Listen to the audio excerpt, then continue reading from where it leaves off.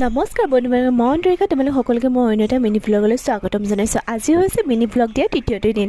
তো ভাবিলোঁ যে এতিয়া অফিচলৈ যোৱাৰ সময়তে আকৌ এবাৰ ষ্টাৰ্ট কৰি দিওঁ। দেখিছেনে কালিৰ দৰে আজিও খুব বহুতেই ৰ'দ আৰু মোৰ সদায় ৰৈ থকা ৰিক্সাখনত আজি আকৌ উঠি পিনে তেখেতৰ লগতে অফিচলৈ বুলি ওলালোঁ।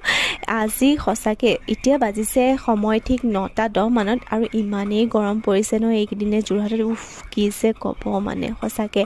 আৰু আহি মোৰ ঘৰৰ পৰা মই অফিচলৈ পাই গ'লোহি আৰু এয়া অফিচত প্ৰথমে দেখিলোঁ দিবাকৰ দাই হাই ক'লে আৰু দিবাকৰ দাই মই তলত ৰৈ পিনে অলপ সময় ৰৈ অফিচলৈ ওলালোঁ।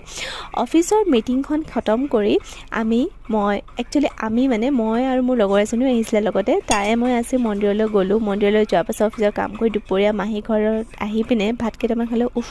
কি যে গৰম, থাকিব নোৱাৰিছোঁ পাই। আজি বহুত ব্যস্ত হৈ আছোঁ।